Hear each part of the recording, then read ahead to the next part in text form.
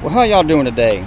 This is a video of my folding and pocket knife collection. Now, a little caveat to that, some of these are, I'm going to show you, these are the cheaper garage sale, junky stuff you find that I'll buy, and I don't feel real bad about beating it up. I might actually clean the rust off once in a while, but, and these are, not high quality. Sometimes they're promotional gifts from companies to their employees or salesmen to clients and stuff like that. I'll pick those up, 50 cents, $1, and I'll always have something in a toolbox or in a spot to use.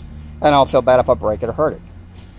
And then we kind of go along. So right here I got a Leatherman, one of the original Leathermen, and the actual, not scabbard, but sheath for it, if you want a holder, is made of leather.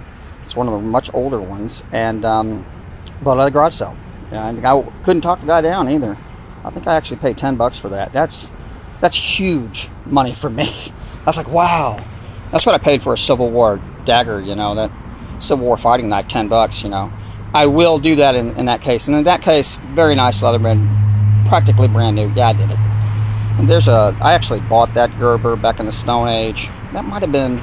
That's the one I got from a company I worked for, and they actually gave me a Gerber because I worked in as a technician for chemical and gas delivery systems. They're very useful, used a lot. That I bought at a garage sale. That's a Craftsman, like a mini utility pliers Craftsman. Didn't have a scabbard or a holder for it, and just bought that recently. That's just going to be in my car and then. I got that little Shrade there as a groomsman's gift when I was like 12 or 13. Garage sale for that Shrade. That is I believe that is the German Army. That is the Bundeswehr, the Federal German Army. One of their knives. They're pretty easy to get, but I got it at a garage sale. And, pretty nice for what I paid about $1 for it, something like that. And then we kind of go a little bit more quote-unquote collectible, if you will. And I don't even have a book on some of these knives, and I usually have a lot of books. So I'm kind of new, so some of you case collectors and pocket knife collectors might giggle a little if I get something wrong, because this is not my expertise. I've learned a lot, but I'm still kind of learning on this. So military weapons, I know quite a lot more about.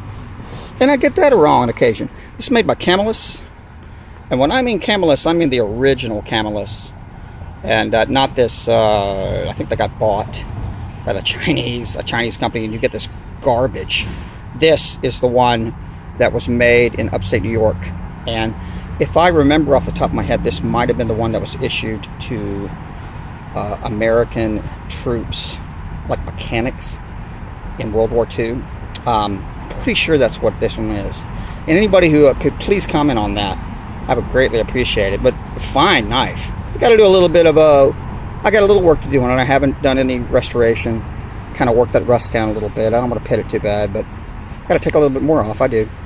And then right here, I've got, this is made by, if any of y'all know electrical tools, Klein electrical tools. Well, this is one of their knives that they made. Fabulous electrician's knife. Still got to do a little work on that, but I got this in a kind of a toolbox. It was that a gentleman that passed away, and that's, there were a whole bunch of tools, and that the person, he just didn't know, here's a bunch of tools, and I saw that, I'm like, and had to do a little research. Really neat knife. Proud of that one. Garage sale case. And then this is a vintage case, and I'm pretty ignorant on. It's had a lot of sharpening, maybe even a little grounding, but what a neato case. Again, I'm getting educated. This case was my grandfather's, and my grandfather passed away before I was born, and I was born in 1970. So this is a quite older case. And again, if anyone could comment on age, and that is case, and I'm amazed that they still had this, because they fished in the Matagorda Bay, and I'm just shocked. I wouldn't be surprised if this has been on a sandbar, dropped, and the way they would just gone down and picked it up. Oh, what if they cut themselves? Most of my uncles and great uncles were missing fingers because they were carpenters. And the first thing they did when they bought a new saw is they took the safety off. My dad was the only man in his family that had all his fingers. And that's not because he didn't use... We still have one of the saws, a Craftsman saw that's from the late 40s. So, safeties. Who knew? The guard's gone. Long gone. But, yeah. And so this is a Gerber I bought, gosh, 26 years ago. 25 years ago. A recent Gerber that I've abused, but it's actually a pretty good utility blade. So, this Gerber is, of course, your Bear Grylls. Got a garage sale for $3. Pretty heavy, pretty resilient. I've got the holder for it, but the Velcro's broken, but I don't care. This lays around in my garage and gets used to strip wires. So, this is a Shrade, nice Uncle Henry, garage sale.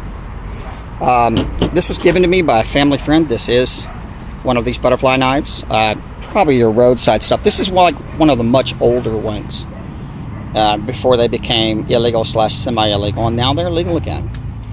Totally illegal. It was kind of a gray area. It was real weird the way the law was written and enforced.